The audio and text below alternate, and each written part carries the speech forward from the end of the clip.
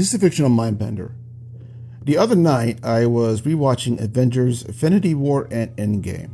Saw them both on opening night in the theater, and I remember quite clearly just how big of an event both of those movies were.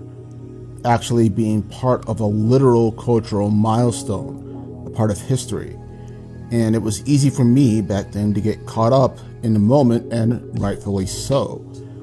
You're just enjoying those big moments and, again, being part of that larger moment that's going to be part of history. The movies still hold up today, but now a lot of elements of it hit differently. I mean, it makes sense given all the other projects Marvel Studios has pumped out since then, but it wasn't that really hit me.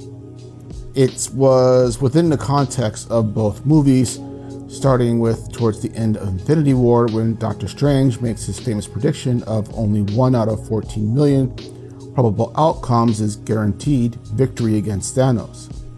That one we found out in Endgame being a sacrifice of Iron Man to snap Thanos and his armies out of existence.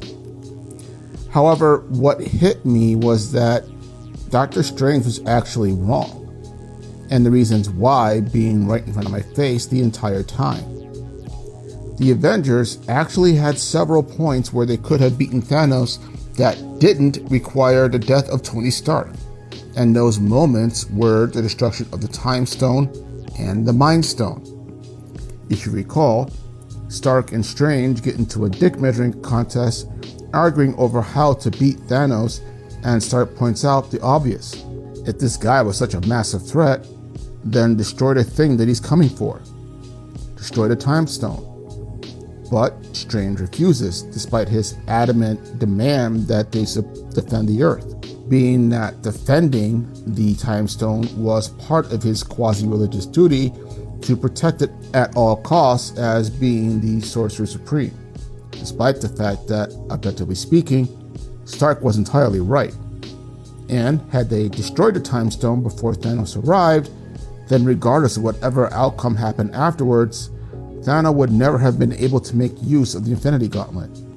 Likewise, it was a similar dilemma with the Mind Stone, carried by Vision at the time, that when the renegade Avengers realized the goal of the Scotland assault on Scarlet Witch and Vision was to get the Mind Stone from the android's skull, Vision correctly concludes the same answer that his creators did: destroy the stone. Yes, it would result in his death, but it would also deprive Thanos of ever completing his collection of stones. This time, it's Cap and Scarlet who reject the idea, but based on principle alone rather than Strange's religious obligation. And get this, they actually get a second chance to destroy the stone in Wakanda. They could have easily done it during a battle outside the city limits, but didn't due to the fact that they were trying so hard to save Vision's life. And this results in giving time to Thanos' forces outflanking the allies and getting into the lab where Vision is being operated on, and the rest, as they say, is history. The point being that I realized just how important both these moments were to the overall Phase 1 story arc. The future was always in motion and never set, and things didn't have to come to the point where only one option was available to the heroes to actually win.